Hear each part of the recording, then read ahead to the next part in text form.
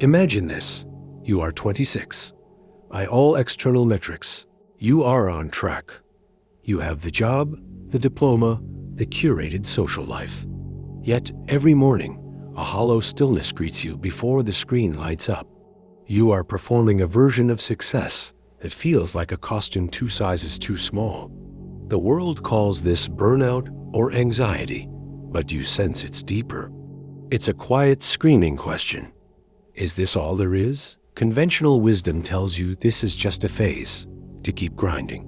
But a deeper truth whispers the opposite. What if this ache isn't a sign of failure, but of awakening? What if the very crisis you're desperate to avoid is the one you most need to have? We are taught to flee from uncertainty, to seek the safe harbor. But consider the paradox. Your 20s are presented as a decade for building a life, yet true construction cannot begin until the shaky foundation is first demolished. The blueprints you were given are fading.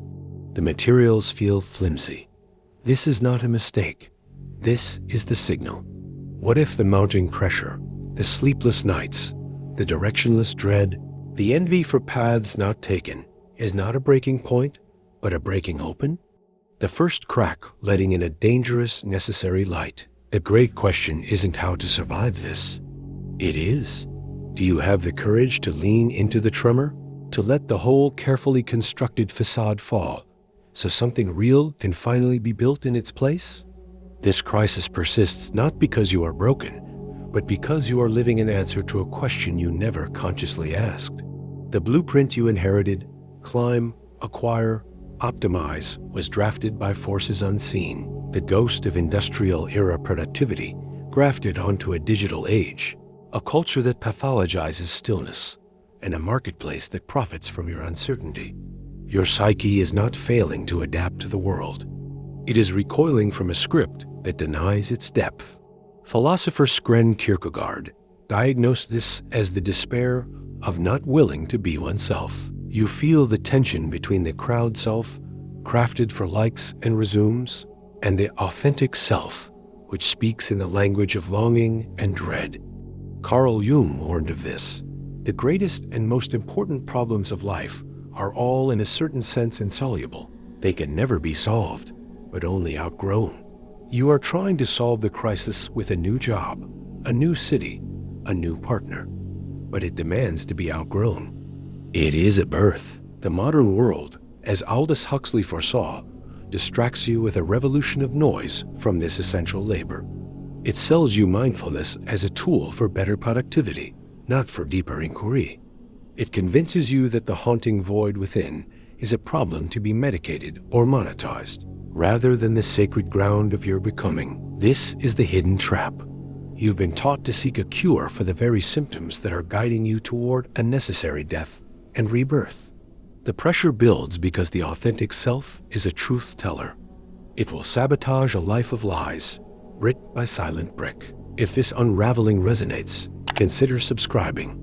Your engagement, likes, comments, sharing your own experience fuels this deep dive exploration. This unaddressed ache does not remain a passive background hum. It actively sculpts your reality from the shadows. It manifests as the chronic indecision that paralyzes you, not because you lack options, but because every path feels like a different flavor of the same inauthenticity. It fuels the compare and despair cycle scrolling provides, a neurological hijacking where your brain confuses curated digital highlights for tangible human progress. Your sense of time distorts.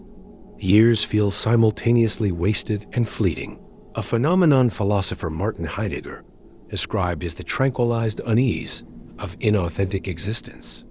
Culturally, we've been conditioned to see this crisis as a personal failing, a private glitch to be hidden. This privatizes pain that is, in fact, a collective rite of passage.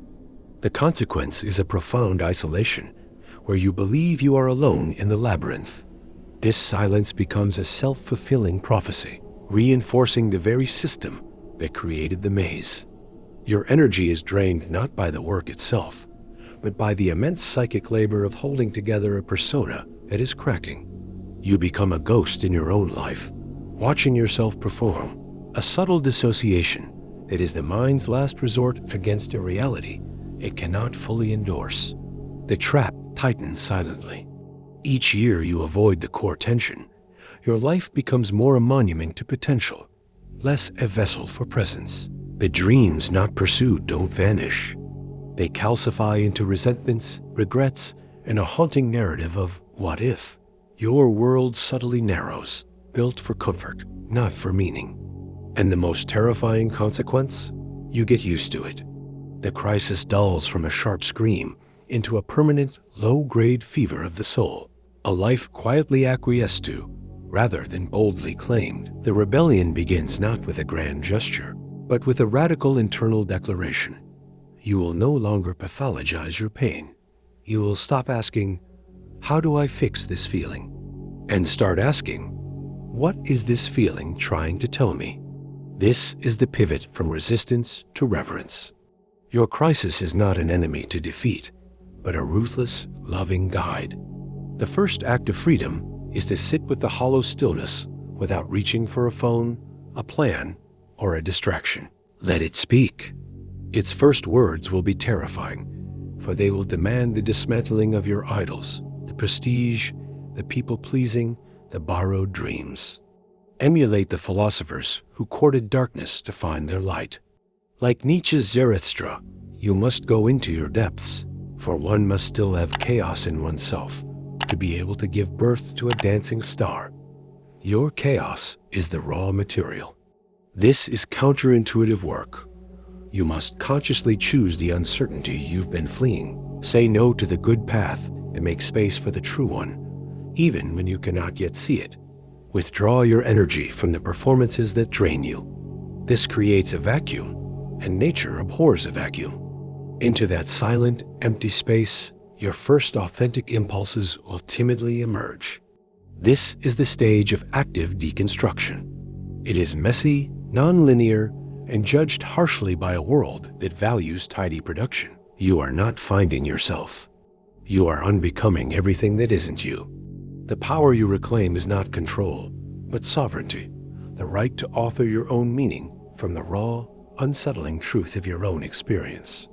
The rebellion is a return to the helm of a ship you were convinced you were only a passenger on. The ultimate truth is this: the crisis was never a disruption of your path. It was the path. The trembling ground was not breaking beneath you. It was the only solid thing, the bedrock of your own reality, shaking off the sediment of borrowed expectations. This entire ordeal was not a descent into chaos, but an ascent into responsibility. The moment you stop begging the world for a map is the moment you realize you are the cartographer. Your anguish was the labor pain of a self being born. This redefines everything.